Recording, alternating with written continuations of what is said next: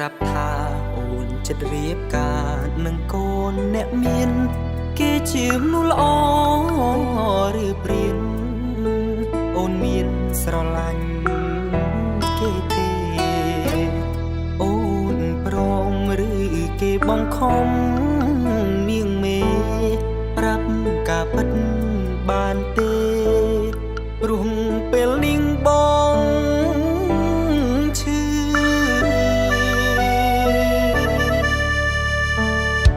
ទៅរៀនភ្នំពេញដួងចិត្តទុនទិញសាងអនាគតអូនដែលបងនឹកបំផុតសែនរន្ធត់ពេលដែលបានលឺនៅមិនសុខត្រឡប់មកស្រុកឲ្យអូនបំភ្លឺរឿងអូនរៀបការជាការប៉ឬព្រោះបងចង់លឺចេញពីមាត់អូ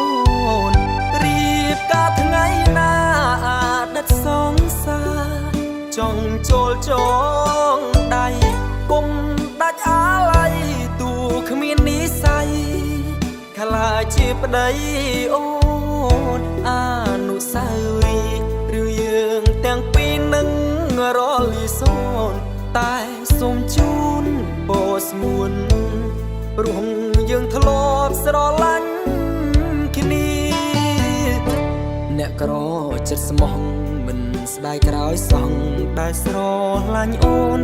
តែស្ដាយមិនបានថែធួនមិនបានស្ងួនជាគូនឹងគ្នាតែបើថ្ងៃក្រោយគេធ្វើបាបអូនឲ្យវេទនីនឹកបងផងពុំងារព្រោះទ្រូងកំព្រានៅតែចាំអូន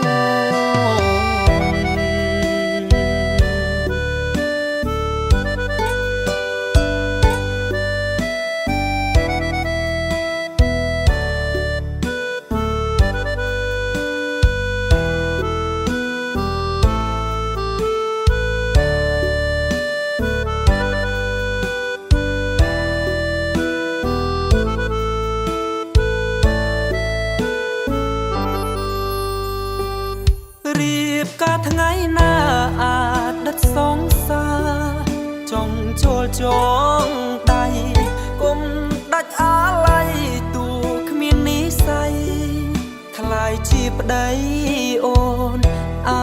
នុស្សាវរីយ៍ឬយើងទាំងពីរនឹងរលីសូនតែសូមជូនបោស្ងួនព្រោះយើងធ្លាប់ស្រឡាញ់គ្នាអ្នកក្រចិត្តស្មោះ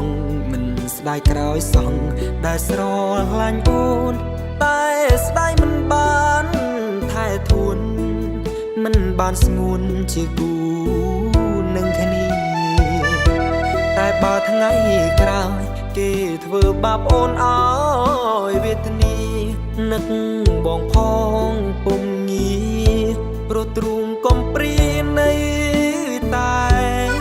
ចាំអូនតែបើថ្ងៃក្រោយគេធ្វើបាបអូនឲ្យវេទនានឹកបងផងពុំងារព្រោះទ្រូងកំព្រានៅតែចាំ